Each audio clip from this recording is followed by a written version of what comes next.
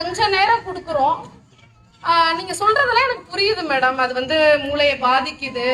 நார்மலா இருக்கக்கூடிய குழந்தைகள் மூளைக்கும் மொபைல் பார்த்து வீணா போகிற அடிக்ஷன் ஆன ஒரு குழந்தையுடைய மூளையுமே உருவ அமைப்புல நிறைய மாறுதல்கள் இருக்குன்றது வரைக்கும் இன்னைக்கு நிரூபிச்சிருக்காங்க. சோ எப்படிதான் இந்த அடிக்ஷனை நாங்க நிறுத்துறது மேடம் அப்படின்னா, எப்பயுமே குழந்தைகள்கிட்ட நம்ம ஒரு பிஹேவியர் வரணும்னு நம்ம எதிர்பார்க்கிறோம் அப்படின்னா அதை முதல்ல நம்ம வர வச்சுக்கணும். So for some tips நான் சொல்றேன். மொபைலை தவிர்க்கவே முடியல அப்படின்னா குழந்தைகள் இல்லாத நேரத்துல அந்த மொபைலை நீங்க பாருங்க.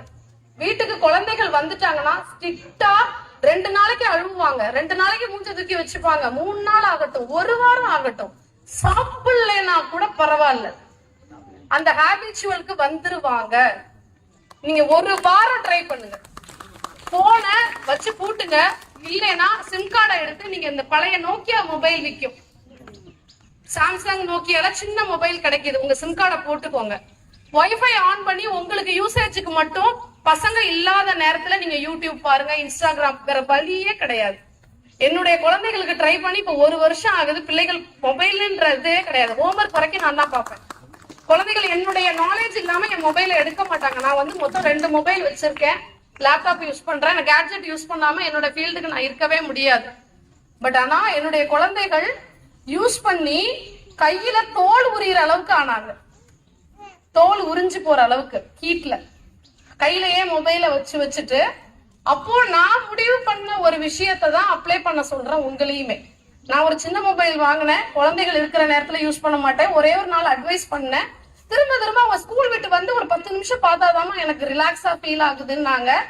No no, not allowed. நீ தலைகீழ நின்னாலும், நீ அப்படியே வெறிச்சு செவுத்த பார்த்துட்டு இருந்தாலும் பரவாயில்ல. ஒரு பேரண்ட் குழந்தைய அழைச்சிட்டு வந்திருந்தாங்க, கவுன்சிலிங்காக அழைச்சிட்டு வந்திருந்தப்ப அவசரத்தை வெளியில வெயிட் பண்றா. அவளை பத்தி பேரண்ட்ட டிஸ்கஸ் பண்ணோம். டக்குன்னு அவகிட்ட என்னமா, பிள்ளை தனியா தானே உட்காந்துருக்கா, அப்பா பண்றாரு, தனியா தானே உட்காந்து மொபைலை கொடுத்துட்டு வந்துடுறேன் மேடம் அப்படின்ட்டு போறாரு. மொபைல் வச்சுட்டு உட்கார்ந்து இருக்கட்டும், நாங்க பேசிடுறோம்.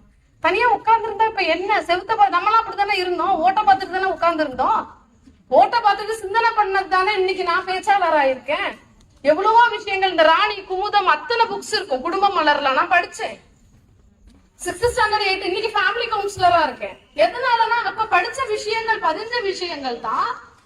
அப்ப வீட்டுல என்னென்ன புக்கு கிடைக்குதோ எடுத்து படிக்கணும்னு தோணும். ஏன்னா போர் அடிக்குது. இன்னைக்கு குழந்தைகளுக்கு போர் அடிக்கிறதுக்கே நம்ம விடுறது இல்ல.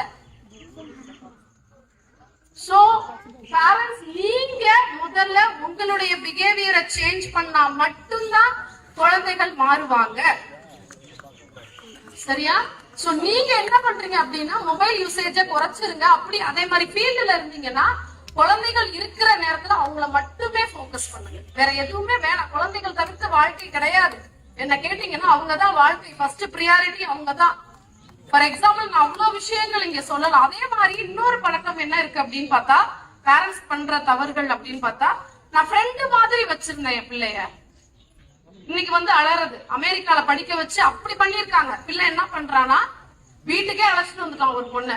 அழைச்சிட்டு வந்துட்டு ஃப்ரெண்டு மாதிரி அம்மா பழகினதுனால கல்யாணம் பண்ணாமே நாங்க லிவிங் ரிலேஷன்ஷிப்ல இருக்கோம், நீ கண்டுக்காதன்றான்.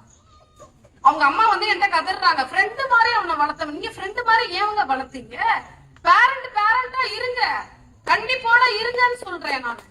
பேரண்ட் ஃப்ரெண்டா இருக்கணும்னு அவசியம் கிடையாது. அந்த வார்த்தையை முதல்ல தூக்கி போடுங்க. நம்ம பேரண்ட் ஃப்ரெண்டா இருந்தாங்களா நம்ம கிட்ட? அம்மா அப்பா கிட்ட இந்த விஷயத்தை தான் அவன் எல்லாத்தையும் நல்லது கிட்டது கத்துக்கிட்டோம், எல்லாத்தையும் நம்ம கிட்ட ஷேர் பண்ணணும்ன்ற எல்லாத்தையுமே அம்மா கண்டுக்க மாட்டாங்க. அம்மா வந்து க்ளோஸா இருப்பாங்க, அம்மாட்ட இந்த விஷயம் எல்லாம் பேச முடியும் அப்படின்றதும் அவன் டீசெண்டா தான் புரிஞ்சுக்கணும், டீசெண்டா தான் நம்ம கிட்ட கன்வே பண்ணணும்.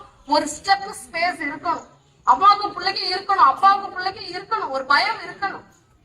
அப்பதான் எங்க அம்மா அப்பாவுக்கு இந்த விஷயங்கள் பிடிக்காது அப்படின்ற அந்த ஸ்பேஸ நீங்க மெயின்டைன் பண்ணிட்டு தான் ஆக வேண்டும். சரியா?